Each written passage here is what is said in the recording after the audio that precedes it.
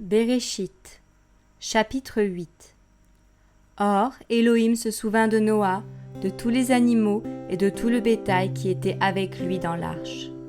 Elohim fit passer un vent sur la terre, et les eaux se calmèrent. Car les sources de l'abîme et les écluses des cieux furent fermées, et la pluie du ciel fut retenue.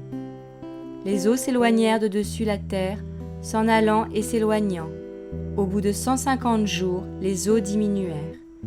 Et le 17e jour du 7e mois, l'arche s'arrêta sur les montagnes d'Ararat. Et les eaux allèrent en diminuant de plus en plus jusqu'au 10e mois. Le premier jour du 10e mois, les sommets des montagnes apparurent. Et il arriva qu'au bout de 40 jours, Noah ouvrit la fenêtre qu'il avait faite à l'arche.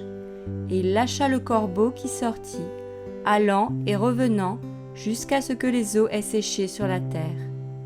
Il lâcha aussi une colombe pour voir si les eaux avaient diminué à la surface de la terre. Mais la colombe, ne trouvant pas de lieu de repos pour la plante de son pied, retourna à lui dans l'arche, car les eaux étaient sur toute la terre. Il étendit la main et la prit pour la faire rentrer dans l'arche. Et il attendit anxieusement encore 7 autres jours, et lâcha de nouveau la colombe hors de l'arche. La colombe vint à lui au temps du soir, et voici, une feuille d'olivier fraîchement arrachée était dans son bec. Noah sut ainsi que les eaux avaient diminué sur la terre. Et il attendit encore 7 autres jours, puis il lâcha la colombe qui ne retourna plus à lui.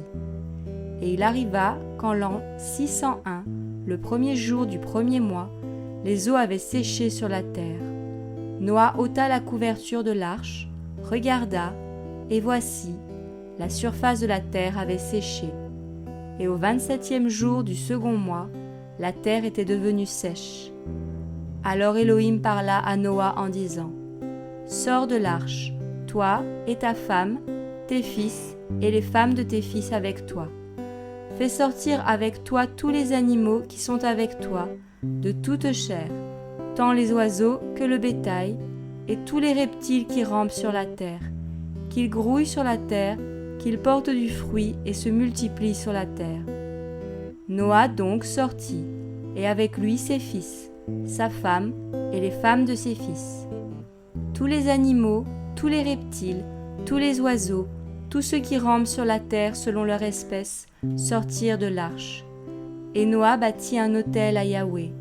Il prit de toutes les bêtes pures et de tout oiseau pur, et il offrit des holocaustes sur l'autel. Et Yahweh respira un parfum apaisant, et Yahweh dit en son cœur : « Je ne maudirai plus la terre à cause de l'être humain, car la structure du cœur de l'être humain est mauvaise dès sa jeunesse, et je ne frapperai plus tout ce qui est vivant comme je l'ai fait.